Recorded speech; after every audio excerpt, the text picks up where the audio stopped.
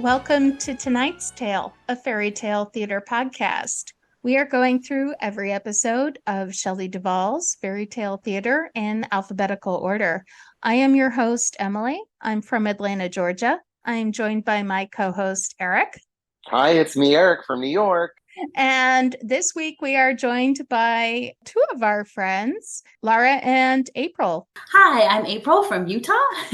And I'm Laura, also from Utah. We are sisters who watched fairy tale theater as kids, all growing up. And we're so excited to be here. And we're delighted to have you.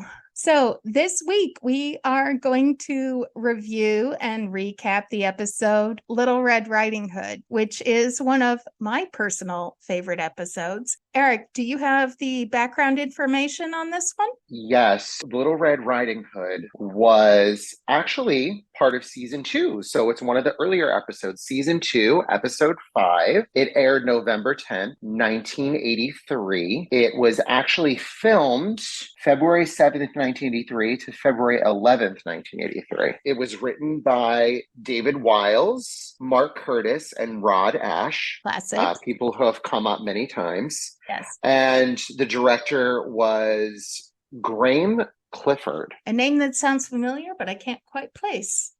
So very creepy movie that he's known for. Movie that definitely creeped me out and had an impact on me. It was with Donald Sutherland, Don't Look Now. Oh, okay. Yeah, very creepy film. That's probably... So he was involved in that. He was also involved in a lot of different projects, Joan of Arcadia being one of them, Twin Peaks being one of them, Nightmare Classics. That's where I know his name from. Yeah, so he's been around many times. But yeah. Very cool. So just from the beginning, what do we remember? Laura and April, I'll start with you. What's the very first thing you think of when you think of the episode Little Red Riding Hood? The very first thing that I thought of, I remember this as a kid, just loving the character of the wolf, who was played by Malcolm McDowell, if I'm not mistaken. Yeah. And just, I love his accent, like his Cockney accent just stood out to me as a child. And I think that's one of the things that made me want to be an actor and a theater person as a child, because he just did it so classically acted, as if he were like in a Shakespeare play at the Royal Theater, and he just took it so seriously. And I think his performance as the wolf is brilliant. And that's one of the biggest things that stood out to me as a child. What about you, Lara? I completely agree with that. As I was watching this with my 5-year-old, she was watching it for the first time. And as soon as they put a bit of story in before you even see the wolf in this episode, and, she had read, or I'd read to her just simplified versions of Little Red Riding Hood. And she was like, where's the wolf? Where's the wolf? And as soon as the wolf comes out of the forest, my little 5-year-old says, oh, he's funny. And she was like relieved that he was not scary, but that he was funny. And I was like, that really, I really think that I agree with April. I think the wolf really, really makes this one and adds such character. Yeah, it's just brilliantly written and brilliantly acted. And that's the thing that I remember the most. I totally agree with that. Eric? Yeah, I totally agree with everything you had to say. To build on that, of course, Malcolm McDowell is my favorite. I think he's a great narrator. I think he's an amazing wolf. I also love Frances Bay as Granny. Oh, yes, definitely. She's hysterical with her wine and her nuts and her shotgun. I just love her. And her shotgun and her cane. She's a spunky little granny and I love it. I agree with all that, but it's interesting to hear your take on this, because honestly, my first thought when I thought of Little Red Riding Hood was Mary Steenburgen, who is one of my favorite actresses. Just honestly, my mom always reminded me of Mary Steenburgen, or Mary Steenburgen always reminded me of my mom in the 1980s. And probably because Mary Steenburgen is my mother's favorite actress. I just love her. She's so beautiful. She's got the dark curls, and I think she was already an Oscar winner when she made this. I also love Diane Ladd playing her mother. I remember Diane Ladd being absolutely hysterical. Like every scene she's in, no matter what she's doing, she's in a good mood. She's chopping wood, she's in a good mood. She's polishing logs, she's in a good mood. I remember Diane Ladd being wonderful. So Malcolm McDowell, I agree with, but Mary Steenburgen was actually the one that stuck in my mind. I was thinking about that when I found out I was going to be helping with this podcast. And at first I was like, why did they cast an adult in that role? Like, why didn't they cast, because we have, in Hansel and Gretel, the very young children playing children in that.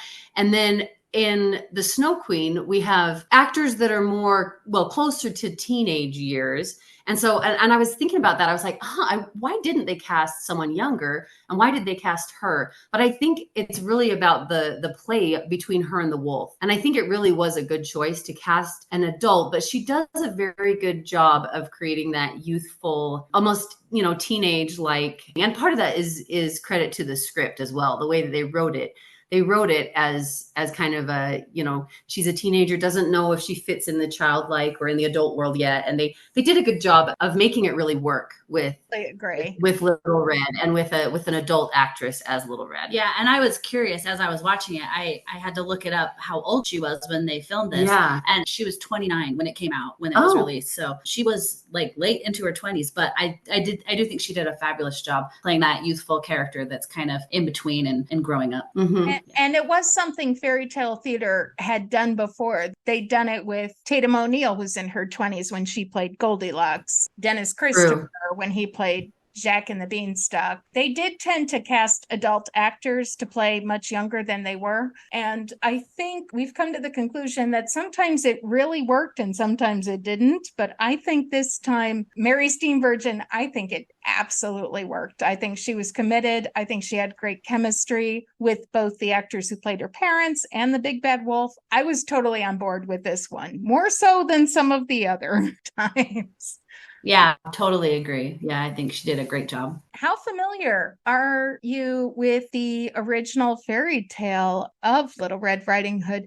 I will start with myself. I know I read, what was it, Rotkäppchen by the Brothers Grimm. I know I read it in German about 20 years ago, and I cannot tell you what happened. I know I read it, but it's so far back, I do not remember. Eric, have you read one of the original versions of the tale? I'm sure I have years ago, but I don't remember much of it. I know it's different than what they ended up being with Fairy Tale Theater. I know they made some adjustments, especially to the ending, as far as I remember, but I haven't read it in a while. Yeah, same as me. What I remember is the ending's different. But Lara, April, can you help us out on this? Yeah, so I actually did a lot of digging. I was fascinated once I started to go down that rabbit hole. I just wanted to know everything about the history of this story. So it was fascinating. So one of the original iterations that we know is the Perrault version, where that one's kind of interesting because it goes through the whole story and it has the whole "My, what big ears you have" dialogue. But then after the wolf eats Little Red,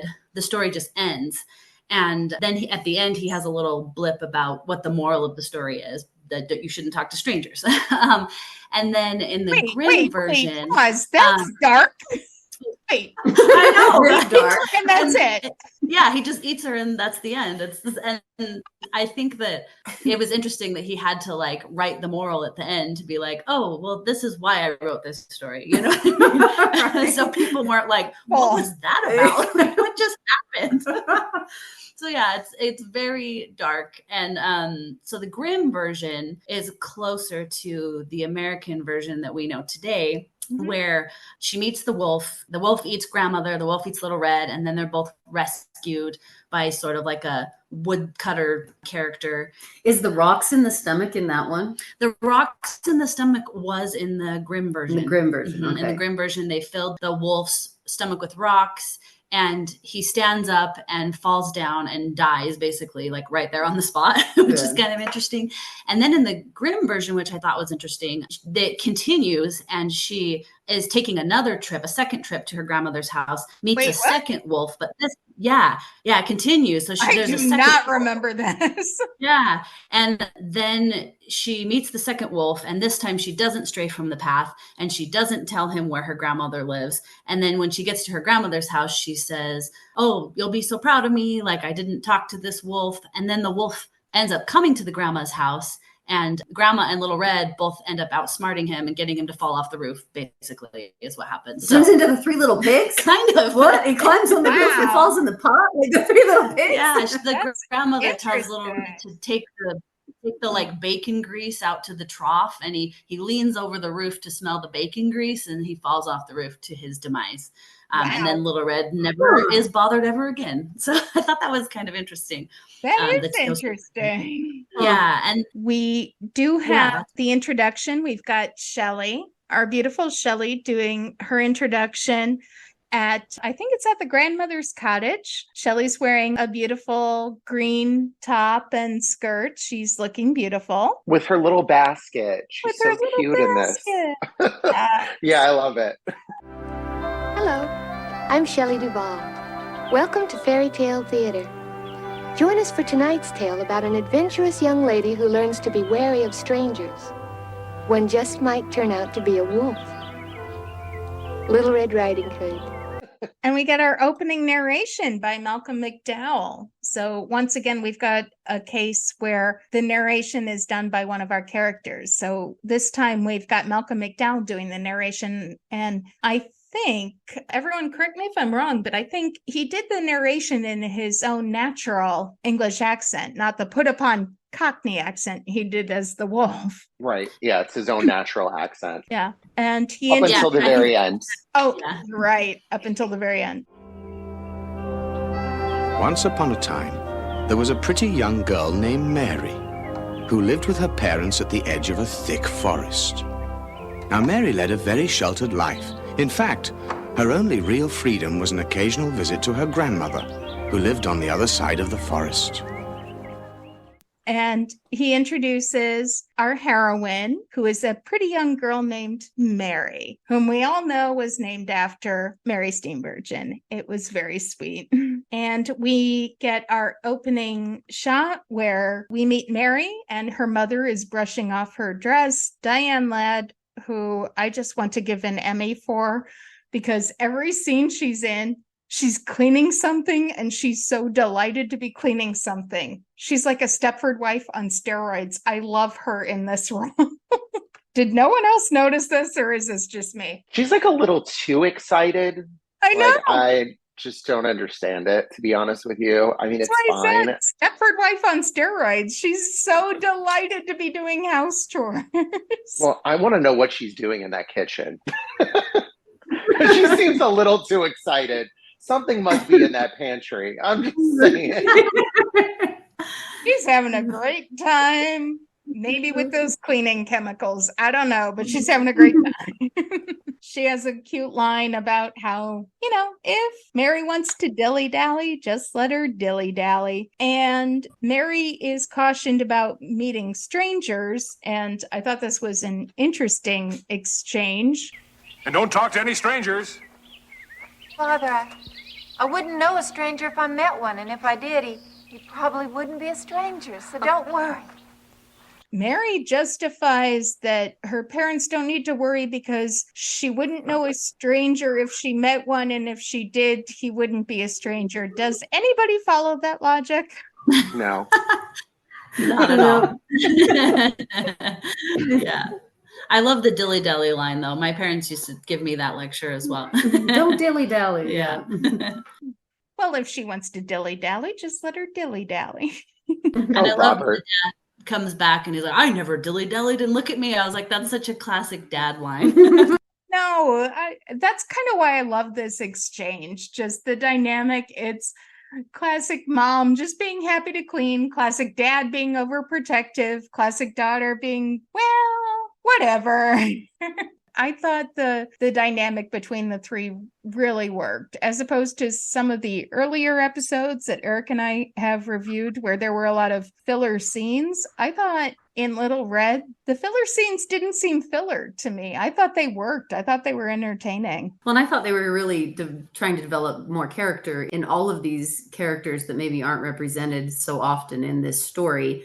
Yes. They had to create a character for mom and dad, and they had to create more of a character. You talked about loving grandma, but because she has such a unique character in this, and they really did have to build more story in, build more dialogue in to make it the length that they needed to. But you're right. It's fun to see those characters develop in the first part of it. Yeah, I mean, just to do a quick contrast, Goldilocks, there were so many filler scenes where he's like building a ladder to go to the roof and doing a path stand to sell honey. And we're all going, why? With the filler scenes in Little Red, I was never bored. I was going, no, this makes sense.